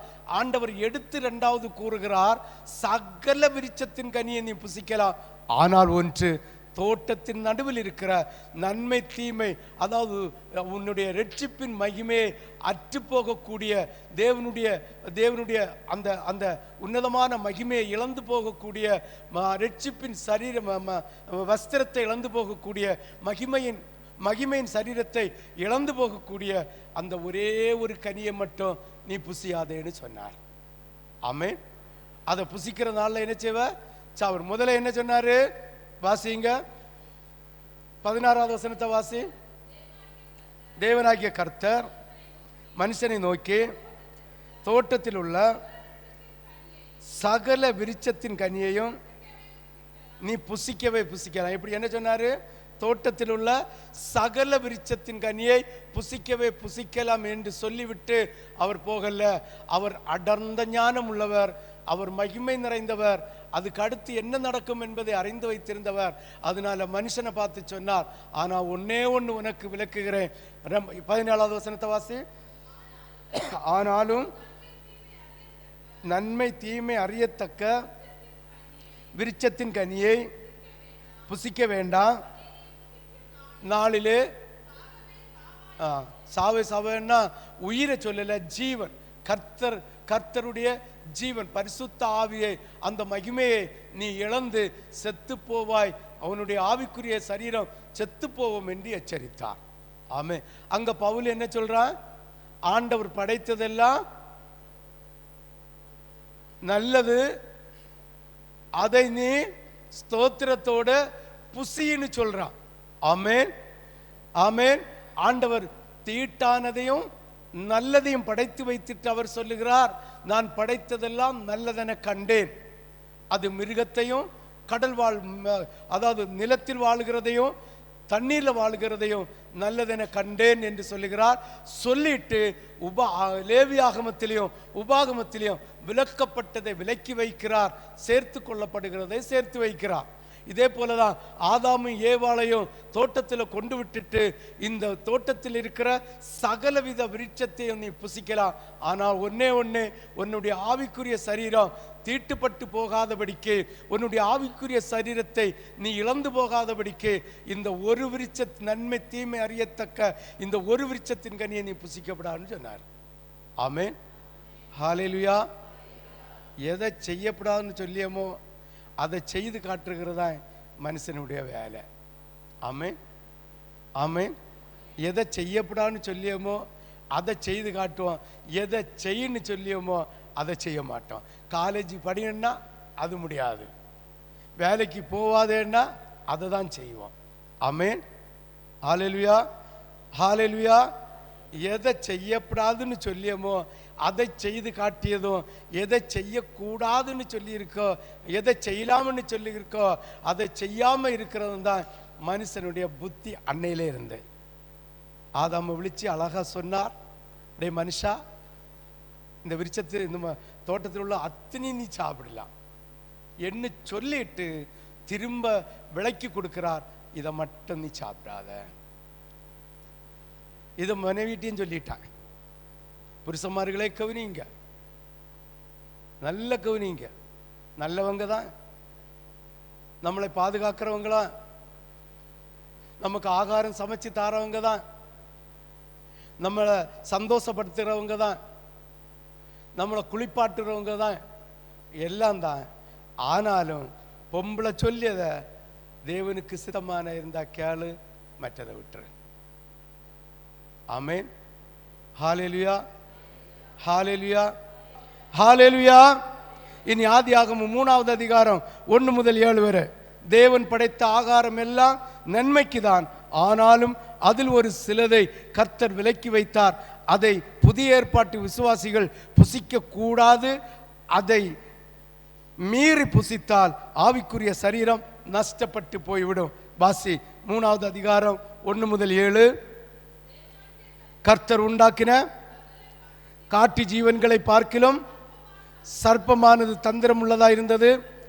அந்த ஸ்திரியை நோக்கி, நீங்கள் தோட்டத்தில் உள்ள சகல விருட்சங்களின் கனியையும் புசிக்க வேண்டாம் என்று சொன்னதுண்டோ. இது யாருக்கு தெரியும்? பிசாசுக்கு தெரிஞ்சு. ஆமென். அங்க சொன்னது சொல்லி இருக்காரு. ஆனா இதெல்லாம் சாப்பிடலாமே, சோத்திரம் பண்ணி சாப்பிட்டா விஷமும் மாறிப்போமே, சோத்திரம் பண்ணி சாப்பிட்டா எல்லாமே கரந்தீருமே, விக்கிரகத்துக்கு முன்ன படைச்சு வச்சிருந்தாலும் சோத்திரம் பண்ணி சாப்பிடலாமே. நீ அறியாதது இருந்து, நீ தெரியாத இருந்து, ஆண்டவரே இது விக்கிரகத்து முன்ன படைத்ததா படைக்கல தெரியலப்பா, எனக்கு புரிஞ்சு கொள்ள முடியல, அதனால் ஒருவேளை விக்கிரகத்து முன்னால் படைக்கப்பட்டது இருந்தால் மன்னிங்க என்று ஸ்தோத்திரம் பண்ணி சாப்பிட்டால் அது தீட்டாகாது. ஆமென். ஹல்லேலூயா. விக்கிரகத்துக்கு முன்ன படைச்சப்பட்டது என்று அறிந்து திருமண வீட்டுக்கு போய், இல்ல சடங்கு வீட்டுக்கு போய், இல்ல பிள்ளை வித்த வீட்டுக்கு போய் நீ துணிகரமாய் நீ சாப்பிடுவாயானால் நீ தீட்டுப்பட்டவள் தீட்டுப்பட்டவன் என்பதை புரிந்து கொள்ள வேண்டும். ஆமென். ஹல்லேலூயா, ஹல்லேலூயா. யாருக்கெல்லாம் புரியுது? புரிஞ்சவங்க மட்டும் ஒரு அல்லேலூயா சொல்லலாமே. அப்ப தேவன் 7 வசனம் வரை வாசி, 2வது வசனத்தை வாசி. பார்த்து புசிக்கலாம். ஏன்னா இவ்வளவு உருவாக்கி வச்சது லூசிபர், பாம்பாகம். யாரா? ஏவாளை உருவாக்கி வச்சது யார் மகா? கர்த்தர். ஏவாளை உருவாக்கி வச்சது யாரு? கர்த்தர். இந்த உருவாக்கி வச்ச கர்த்தர்கிட்ட யார் வந்து கேட்கறது? சர்ப்பம் வந்து கேட்குது. சர்ப்பம் வந்து கேட்குது, தந்திரம் உள்ளது. ஆமென். கர்த்தர் படைத்த சகல மிருகத்திலையும் தந்திரம் உள்ளது யாரு? சர்ப்பம். ஆமேன், ஆமேன். அப்ப நல்லா புரிஞ்சுக்கணும். இந்த பிசாசு என்கிற சர்ப்பம் வந்து இவள்கிட்ட கேட்ட உடனே அந்த பிசாசிட்ட பேச இவ யாரு? வீட்டில் பிசாசு பிடிச்சு ஒரு ஆட்டம் ஆடுனா, நீ எங்கண்டு வந்த, யான் வந்த, உனக்கு என்ன வேணும், இப்போ உனக்கு என்ன வேணும், என் பிள்ளைய விட்டு போக்கு உனக்கு என்ன வேணும், என் மாப்பிள்ளைய விட்டுட்டு போக்கு என்ன வேணும், நாங்கள் உனக்கு என்ன செஞ்சோம், ஐயோ அதுகிட்ட கேட்கிய கேள்வி, அதுக்கு சொல்லிய பார்க்க கேள்விக்கெல்லாம் சொல்ற பதில் எங்க போய் சொல்லக்குன்னே தெரியாது. ஆமேன், எங்க போய் சொல்லக்குன்னே தெரியாது. அதே போல ஞானமாய் இருக்க வேண்டும். பிசாசின் உபதேசம், பிசாசினுடைய ஆலோசனை, பிசாசினுடைய சிந்தனையை உடைய ஊழியக்காரர்கள் யாராயிருந்தாலும் வேதத்துக்கு மாறாக, வேத சத்தியத்திற்கு மாறாக, தேவனுடைய கட்டளைக்கு மாறாக எந்த உபதேசத்தை தந்தாலும் அவர்களோடு பேசவோ அவர்களோடு பழகவோ செய்தால் உன்னுடைய ஆவிக்குரிய வாழ்க்கையும் அந்தோ பரிதாபம். ஆவிக்குரிய வாழ்க்கையும் அந்தோ பரிதாபம். இந்த சர்ப்பத்துக்கிட்ட பேச தொடங்கினா இவன் நாசமா போச்சு. எந்த ஒரு ஊழியக்காரனும், எந்த ஒரு ஊழியக்காரியும், எந்த ஒரு விசுவாசியும் பிசாசிட்ட பேச தொடங்குறாங்களோ அவர்கள் வாழ்க்கை சீல மூடியாச்சுன்னு அர்த்தம். எப்படி சீல முடியாச்சுன்னு என்ன தெரியுமா? என்னது? செத்து போயாச்சுன்னு. சீலை பிடிச்சு முகத்தில் மூடியது யாருக்கு? செத்து போனேளுக்கு. அது அவங்க வாழ்க்கை சீல மூடியாச்சுன்னு அர்த்தம். ஆமேன், ஹல்லேலூயா. அப்ப பிசாசு சொல்லுது, இல்லை இல்லை இல்லை இல்லை, ஆண்டவருக்கு தெரியும் நீங்க புசிச்சா தேவர்களை போல இருப்பார். இந்த அறிவட்ட ஜென்மத்துக்கு சொல்ல தெரியல, முதல்ல நீ புசிச்சு தேவர்களை போல இரு, அதுக்கு அடுத்து தான் சாப்பிடலாம் போல முட்டாளன்னு சொல்லிட்டு ஒதுக்கி தள்ளிட்டு போதறியல. வேதத்துக்கு மாறாக, வசனத்துக்கு மாறாக இன்னைக்கு யூடியூப்பில், ஃபேஸ்புக்கில், ட்விட்டரில் என்னெல்லாமோ மண்ணாங்கட்டியில எல்லாம் செய்திகள் வந்துட்டு இருக்கு. தாலி போடலாம், தாலி போடக்கூடாது, பூ வைக்கலாம், பூ வைக்கக்கூடாது, வாட்சி கட்டலாம், வாட்சி கட்டப்படாது, வாட்சி கட்டுறதுல என்ன பாவம் இருக்கு, என்ன இது இருக்கு, நல்ல மினுக்கு வஸ்திரம் உடுக்கிறதுல என்ன பாவம் இருக்கு, எல்லாம் நம்ம உள்ள மட்டும் சுத்தமா இருக்கணும். நாசமா போச்சு. உள்ளம் சுத்தமா இருந்து ஆண்டோடைய ரட்சிப்பு கிடைச்சதுன்னா நான் சொல்லித்தர வேண்டிய அவசியமே இல்லை. ஆட்டோமேட்டிக்கா இந்த உலகத்தையும், உலகத்தில் உள்ள இப்பிரபஞ்சத்தின் இந்த உலகத்தில் உள்ளவைகளையும் நீ ஒதுக்கி தள்ளுகிறது உண்மையா இருக்கும். இப்ப சர்ப்பம் போய் சொல்லுது, இல்லவே இல்லை, இல்லவே இல்லை, நீ புசித்தா சாவ மாட்ட, நீ தேவர்களை போல ஆவ. அட பைத்தியமே, தேவர்களை போல ஆகணும்னா நம்மளை தேவர்களை போல படைச்சு வச்சிருக்கலாமா இல்லையா? அப்ப ஆண்டவர் படைச்ச அவருடைய சாயல் சரீரத்தையே அந்த ஏவாள் குற்றப்படுத்துகிறாள். ஆமென், சிந்தனையில குற்றப்படுத்துகிறாள். அப்படியா, அப்படி ஆகுமானதுன்னு இந்த பைத்தியகார பொண்ணு அவ திண்ணி செத்து போனாலும் பிரச்சனை இல்லையா, மாப்பிள்ளைக வாயில கொண்டு அமுக்கி நாசமா போனவன் சொல்லல, சொன்னா வந்து மாட்டான். என் செல்லம் இல்லா, என் கண்ணில்லா, என் பொண்ணில்லா, என் மூக்கில்லா, எனக்கு கண்ணு நீ சாப்பிடுன்னு சொல்லி செல்லம். ஏன்னா அவைகளுக்கு இன்னும் குழந்தை பிறக்கல, மாப்பிள்ளை மண்டாட்டியம் தான். அப்ப என்னட்ட கேட்ட கல்யாணம் கழிஞ்சு ஒரு சில வருஷங்கள் தான் ஆகிருக்கும். ஆமென், என்ன ஆயிரும்? ஒரு சில வருஷங்கள் தான் ஆயிருக்கும். அப்ப கண்ணை மூக்கன்னு என்ன செய்யணும்? கூப்பிடும். அப்ப இந்த ஏவாள் சொல்லு, என் கண்ணில்லா, என் பொண்ணில்லா, என் செல்ல. ஏன்னா இவ தின்னியாச்சு, இவளுக்கு ரட்சிப்பு நாசமா போயாச்சு. இனி இவன் நாசமா போனாலும் பிரச்சனை இல்லை, மாப்பிள்ளைய அப்படி ஆக்கணும். ஒரே எண்ணம். அவ தின்னியாச்சு, அவளுக்கு பாவ சரீரம் வந்தாச்சு, இனி அவ சும்மா இருப்பாளா? இவனை வாயை பிடிச்சு அமுக்கி, ஒரு உலக கதை பைபிள்ல இல்ல, ஆதாமுக்கு வாயில ஏவாள் அமுக்க ஆண்டவர் வந்து தொண்டையை பிடிச்ச. இந்த ஆப்பிள், இந்த பழம் என்னஞ்சான் தொண்டையில வீங்கிட்டான். அதான் ஆம்பளைகளுக்கு இந்த குரவுல கொஞ்சம் பெருசா இருக்குமா. இதுக்கு பேரே ஆதாமுடைய ஆப்பிள். இங்கிலீஷ் தட்டி பார்த்தா தெரியும், உண்மைதானே? ஆதாமுடைய ஆப்பிள் பைபிள்ல இல்ல, இது உலக சரித்திரம். பாவம், இந்த மனுஷன் என்ன அவஸ்தை பாருங்க. பொண்டாட்டிக்கு நிர்பந்தம், ஆண்டவருடைய நிர்பந்தம், ரெண்டும் பொறுக்க முடியும். நல்ல காலம் பொட்டிச்சு இல்ல, குறவுல பொட்டிச்சு இல்ல, அங்க இடையில அப்படியே இருந்து கண்டு. ஆமென், ஆமென். என் தேவன் உண்மையாக வேதத்தின்படி அவர் தூரத்திலிருந்து பார்த்து வேதனைப்பட்டு கொண்டே இருந்தார். என் பிள்ளைகள்கிட்ட சொன்னதை கேட்கல, என் பிள்ளைகிட்ட நான் சொன்னதை கேட்கல. அவன் மனைவி புத்தியினம் உள்ளவள். அந்த பிசாசு, அந்த நாசமா போன அந்த சர்ப்பம் புத்தியினத்தில் உள்ளவள், புத்தி குறைஞ்சவளை தன் வசப்படுத்தி கொண்டு என் பிள்ளையை தொலைச்சி கட்டுறா, என் பிள்ளையை தொலைச்சி கட்டுறா என்று வேதனையோடு காத்து கொண்டிருந்தார். சாதா வருகிற நேரத்தில் வந்தால், ஆதாமே நீ எங்க, அதுக்கு முன்ன அப்படி இல்ல. ஆதாம் வந்த உடனே என்ன செய்வான்? ஓடுன்னு 2 பேரும் இயேசு வந்துட்டார், இயேசு வந்துட்டார். ஏனென்றால் அவர் மணவாட்டியா இருந்தனோம், மணவாளனுக்கு ஏற்ற மணவாட்டியா இருந்தனோம், அவர் வருகைக்கு எதிர்கொண்டு போவதற்கு ஆயத்தமா இருந்தனோம். ஆனா இப்ப எப்படி இருக்கணும்? இயேசுவை கண்டு ஒளித்து ஓடக்கூடிய விதத்தில் இருக்கணும். ஆமென், ஹல்லேலூயா. இது எப்படி? சகல கனியை நீ புசிக்கலாம், தோட்டத்தில் உள்ள எல்லா கனியும் புசிக்கலாம் என்று சொல்லி அதுல ஒன்ன விலக்கி வைத்தார். அதை புசித்தார், தீட்டு உண்டாச்சு, கரை உண்டாச்சு. அதனால இயேசு அவங்க பாளையத்துக்குள்ள உலாவ முடியாமல் இருந்ததினால் அந்த 2 பேரையும் பாளையத்துக்கு விளம்பே தள்ளினார். ஆமென், ஹல்லேலூயா, ஹல்லேலூயா, ஹல்லேலூயா. லேவியாகமம் 11வது அதிகாரம் 46 முதல் 46 வரை வாசிக்க கேட்போம். சீக்கிரமாக. லேவியாகமம் 11:44. நான் உங்கள் தேவனாகிய கர்த்தர்.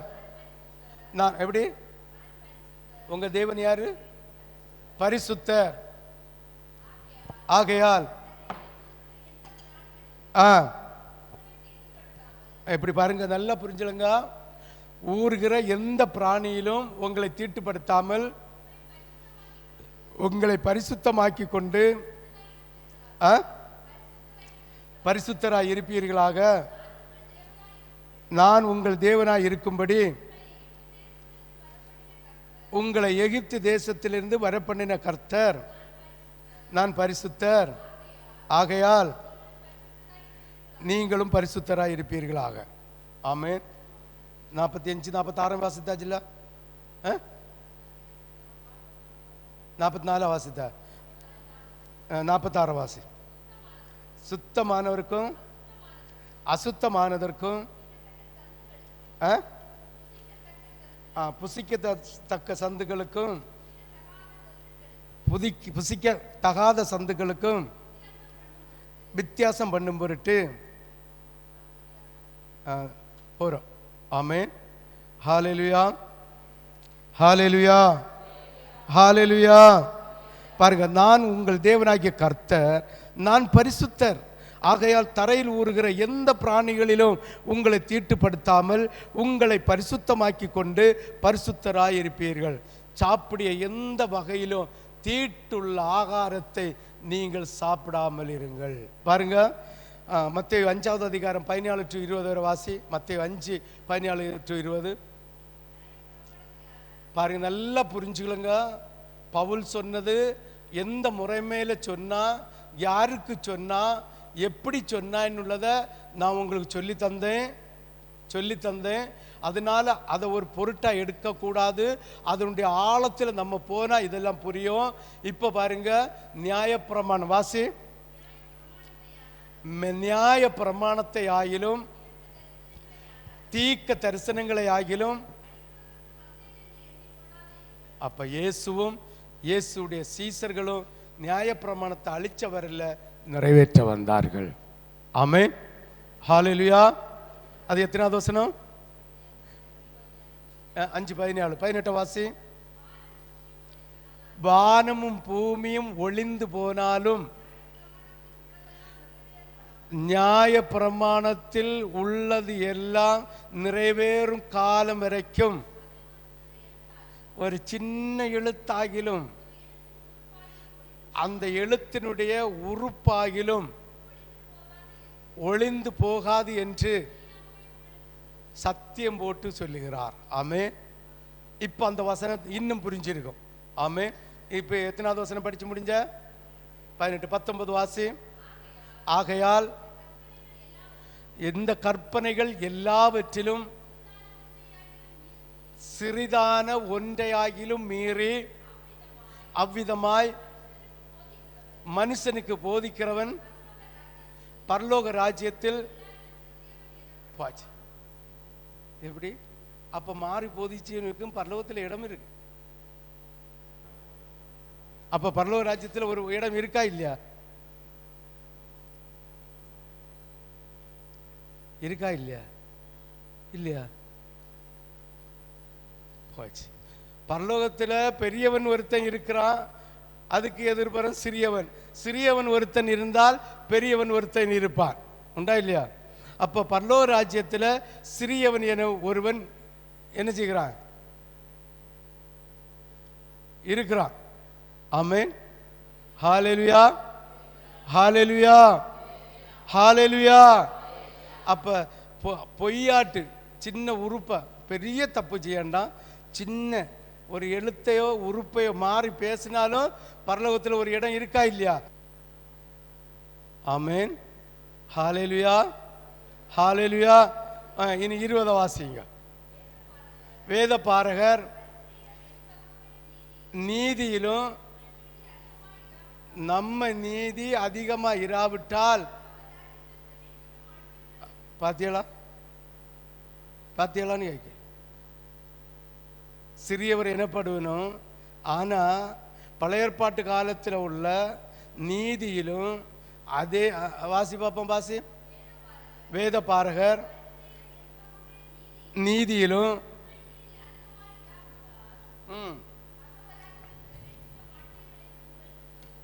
எப்படி? பழைய ஏற்பாட்டு காலத்தில் உள்ள நீதியிலும் அதிகமான நீதி நம்ம கிட்ட இல்லைங்க எங்க போக மாட்டோம். யாருக்கெல்லாம் பரலோகத்துக்கு போகணும்? அதுக்கும் செத்துறேன் அல்லே. யாருக்கெல்லாம் பரலோகத்துக்கு போனோம்? அப்பா. அப்ப பழைய ஏற்பாட்டு காலத்தில் உள்ள நீதியிலும் புதிய ஏற்பாட்டு காலத்தில் உள்ள நீதி, உங்களுடைய நீதி அதை விட பெருசா இல்லைங்க. நீங்க என்ன செய்ய மாட்டீங்களா?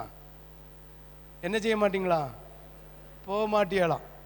ஆமென். ஹல்லேலூயா, ஹல்லேலூயா.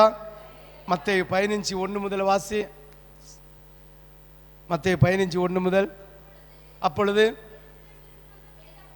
எருசலேமிலிருந்து வந்த வேத பாரகரும் பரிசேயரும் இயேசுவினிடத்தில் வந்து, உம்முடைய சீசர்கள் முன்னோடைய பாரம்பரியத்தை மீறுகிறார்கள் என்று சொல்றான். கை கழுவாம சாப்பிடுறான், இல்ல அதை சாப்பிட்றான், இதை சாப்பிட்றான்னு குற்றப்படுத்துகிறான். அப்பதான் அதுக்கு ஆண்டவர் உதாரணத்துக்காக சொன்னார், வாய் வழியா போகிறது என்ன செய்யாது? மனுஷனை தீட்டுப்படுத்தாது. சாப்பிடியவனை எல்லாம் மனுஷனை உள்ளத்திலிருந்து வெளியில வாரது அடுத்தவர்களை என்ன செய்யும்? தீட்டுப்படுத்தும். ஏசாயா தீர்க்கதரிசியின் புஸ்தகம் 29:13 நினைக்கிறேன். 29:13. சீக்கிரம். இந்த ஜனங்கள் உங்களை தான் சொல்லியார், வேற யாரையும் இல்லை. எப்படி? உங்களை தான் சொல்லியார். ஆமே. இந்த ஜனங்கள், இந்த ஜனங்கள்னா அங்க அடுத்த வீட்டில் உள்ள சொல்லியாரு. இந்த ஜனங்கள் தங்கள் வாயினால் சேர்ந்து தங்கள் உதடுகளினால் என்னை கனம் பண்ணுகிறார்கள், அவர்களுடைய இருதயமோ தூரமாய் தையல் மிஷின் மேல இருக்குது. ஆமா. எது எப்படி இருந்தாலும், எல்லா உபதேசத்தையும் கேட்டோம்.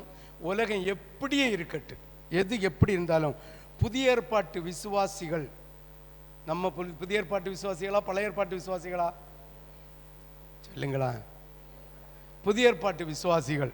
எது எப்படி இருந்தாலும் புதிய ஏற்பாட்டு விசுவாசிகள் தங்கள் உணவு, நல்லா புரிஞ்சுலுங்க, தங்கள் உணவு, பானம், பானம்னா ஜூஸ் ஐட்டங்க. ஆமே, ஆமே, ஜூஸ் ஐட்டம், பானம், உடை, இவைகளின் மூலம் தன்னை சுற்றி இருக்கும் புறஜாதியாருக்கு முன்பாக வித்தியாசம் உடையவர்களாய் வாழ்ந்து கொண்டு தங்கள் சரீரம் மூலம் தேவனுடைய நாமத்தை மகிமைப்படுத்துகிறவர்களாய் இருக்க வேண்டும். வஸ்திரம் மட்டும்னு நினைச்சிடப்படாது.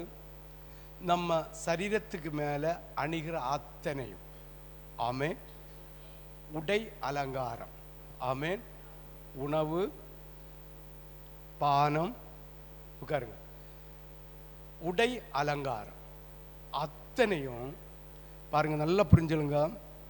இவைகளின் மூலம் தன்னை சுற்றி இருக்கும் புறஜாதியாருக்கு முன்பாக வித்தியாசம் உடையவர்களாய் வாழ்ந்து, அயோக்கியன்னு அர்த்தம் என்ன? துன்மார்க்கன். துன்மார்க்கனை கண்டா கர்த்தர் என்ன செய்வார்? எரிச்சல் அடைவார். எப்படி சமாதானம் கிடைக்கும்? எப்படி சந்தோஷம் கிடைக்கும்? எப்படி மனமகிழ்ச்சி கிடைக்கும்? தேவனுடைய அன்பு எப்படி நம்மிடத்தில் இருக்கும்? நம்ம உலகத்தில் வாழ வேண்டும், அத்தியாவசியம். வேலை செய்ய வேண்டும், அத்தியாவசியம். சாப்பிட வேண்டிய அத்தியாவசியம். உடுக்க வேண்டும், அத்தியாவசியம். கர்த்தருடைய நாமத்தை வீணில் வழங்கும்படி நீ புசித்து, நீ பானம் பண்ணி, நீ ஆடை அலங்காரங்களை செய்து, உலகத்துக்கு பிரியமான உலக மார்க்கத்துக்கு பிரியமான வாழ்க்கையில் வாழ்ந்து தேவனுடைய சுவிசேஷத்தையும் உபதேசத்தையும் புறந்தள்ளிவிட்டு ஆண்டவருடைய சமூக தப்பத்தை புசிக்கவும் ஆண்டவருடைய இரத்தத்தை பருகுவதற்கு நீ ஆயத்தமாக இருக்கிறாய் என்றால் யூதாஸ் மாதிரி இருக்கிறாய் என்ற அர்த்தம். ஆமென். ஆமென். கர்த்தர் விட்டு கொடுத்தாரு. யூதாஸே நீதான் சொல்லி பார்த்தாரு. இன்னைக்கு ஒவ்வொருத்தட்டையும் நீங்க தான் சொல்ல, ஆண்டவருடைய உடன்படிக்கையை மீறுகிறது நீங்க தான் சொல்றாரு. அதுக்கு மனம் திரும்பி ஐயோ மனம் கசந்து ஆண்டவரே நான் தவறு செய்து விட்டேன் என்று சொல்லி ஆண்டவருடைய பாதத்தில் முகங்குப்புற விழுந்து மன்னிப்பு கேட்டு ஆண்டவரோடு ஒப்புரவாவி பந்தியில் கை போடாமல் யூதாசை போல எப்படி ஆண்டவர் தப்பித்துக் கொள்வார்? அவருக்கு உயிரும் தப்பிக்கும், எனக்கு பணமும் கிடைச்சேன்னு சொந்த சிந்தனை, சுய யோசனை, சுய ஆலோசனையில் அவன் நாண்டுட்டு விழுந்து கீழே விழுந்து வயிறு வெடிச்சு செத்தான். ஆமென். ஹல்லேலூயா. சிந்தித்து பாருங்கள், யோசித்து பாருங்கள். உங்களுடைய சூழ்நிலை எந்த இடத்தில் எந்த காரணம் கொண்டோ புறஜாதிகள் மத்தியில் நம்முடைய சரீரத்தை கொண்டு தேவனுடைய நாமத்தை மகிமைப்படுத்தணுமே தவிர ஒருபோதும் அசூசியானதை செய்யக்கூடாது. 1 கொரிந்தியர் 6வது அதிகாரம் 19-20. 1 கொரிந்தியர் 6வது அதிகாரம் 19-20. வேகமாக. உங்கள் சரீரமானது நீங்கள் தேவனாலே பெற்றும் உங்களோடு தங்கியும் இருக்கிற பரிசுத்த ஆவியானவருடைய ஆலயமாய் இருக்கிறது என்று நீங்க உங்களுக்கு சொந்தமானவர்கள் அல்ல. அவர் தெரிந்து கொண்ட பிள்ளை. அவர் அவர் அவர் அவர் அவர் அவருடைய இரத்தத்தினால் கழுவப்பட்ட பிள்ளை. உன் சரீரத்தை உனக்கு இஷ்டமாய் வைப்பதற்காக அல்ல, கர்த்தருக்கு பிரியமாய் வைக்கணும். ஒரு கவுட அந்த வசனத்தை வாசி. 19. உங்கள் சரீரமானது நீங்கள் தேவனாலே பெற்றும் உங்களின் தங்கி இருக்கிற பரிசுத்தாவியானவருடைய ஆலயமா இருக்கிறது. நீங்கள் உங்கள் உடையவர்கள் அல்லவென்பது உங்களுக்கு தெரியாதா? 20 வாசி. எப்படி நீ உங்களை எப்படி கொண்டிருக்க? கிரயத்துக்கு ஆண்டவருடைய இரத்தத்தினால் நீங்க என்ன ஆண்டவர் என்ன செய்கிறார்? உங்களை விலைக்கு வாங்கி வச்சிருக்கிறார். கிரயத்துக்கு பெற்ற கொல்லப்பட்டீர்கள். ஆகையால் தேவனுக்கு உடையவர்களாகிய உங்கள் சரீரத்தினாலும் உங்கள் ஆவியினாலும் தேவனை மகிமைப்படுத்தணும். படுத்துதீங்களா? உங்க சரீரம், உங்க ஆடை, உங்க ஜபம், உங்களுடைய அர்ப்பணிப்பு, உங்களுடைய உடன்படிக்கையினால இந்த புறஜாதி மத்தியில் நம்ம யாரை மகிமைப்படுத்தணும்? தேவன் மகிமைப்படணும். ஹல்லேலூயா. 1 கொரிந்தியர் 10வது அதிகாரம் 32-33. 1 கொரிந்தியர் 10, 30, 31, 32, 33. தேவன் மேலும் நான் அதை ஸ்தோத்தரிப்புடனே அனுபவித்தால், ஸ்தோத்தரித்து அனுபவிக்கிற பொருளை குறித்து, இதுவும் பவுல் தான் எழுதியிருக்கார், நல்லா புரிஞ்சுக்கலங்க. ஸ்தோத்தரித்து அனுபவிக்கிற பொருளை குறித்து நான் தூசிக்கப்படுவானேன். ஆகையால் எதை புசித்தாலும், எதை குடித்தாலும், எதை அலங்கரித்தாலும் எல்லாவற்றையும் தேவனுடைய மகிமைக்கென்றே செய்யணும். ஆமென். அதுதான் புறஜாதி மத்திக்குள்ள நீ எதை சாப்பிட்டாலும், எதை பருகினாலும், எந்த ஆடை அலங்காரத்தை செய்தாலும் தேவனுடைய நாமம் மகிமைப்படுவதற்காக செய்யணும். ஆமென். ரெண்டாவது, உலகத்தாருடைய அசுத்தமான எல்லா பழக்க வழக்கத்தையும் விட்டு ஒழித்து நாம் செய்யும் எல்லா காரியங்களிலும் பரிசுத்தத்தை காத்து கொள்ள வேண்டும். எப்படி? இந்த உலகத்தில் இருக்கிற முறைமைகள், வழிபாடுகள், வழிகள், நடைகள், உடைகள், அலங்காரங்கள், முக அலங்காரம், சிகை அலங்காரம், இதத்தை எல்லாம் விட்டு என்ன செய்யணும்? எல்லா காரியங்களிலும் பரிசுத்தத்தை காத்துக்கொள்ள வேண்டும். 1 பேதுரு 1வது அதிகாரம் 1 பேதுரு 1வது அதிகாரம் 14, 15, 16. நீங்கள் முன்னே அறியாமையினாலே கொண்டிருந்த மீச வளர்ப்பு, தாடி வளர்ப்பு, வாட்சி கட்டு, தாலி கட்டு, கழுத்து கட்டு, கை கட்டு, இடுப்பு கட்டு, அரிஞான கட்டு, காலு கட்டு, மெட்டி கொட்டு, எல்லா கட்டையும் விட்டு அறியாமையினால் கொண்டிருந்த இச்சைகளின்படி நடவாமல் கீழ்ப்படிதல் உள்ள பிள்ளைகளாய் இருந்து உங்களை அழைத்தவர் பரிசுத்தராய் இருக்கிறது போல நீங்களும் உங்கள் நடக்கைகள், செய்கைகள் எல்லாவற்றிலும் பரிசுத்தராய் இருங்கள். நான் பரிசுத்தர் ஆகையால்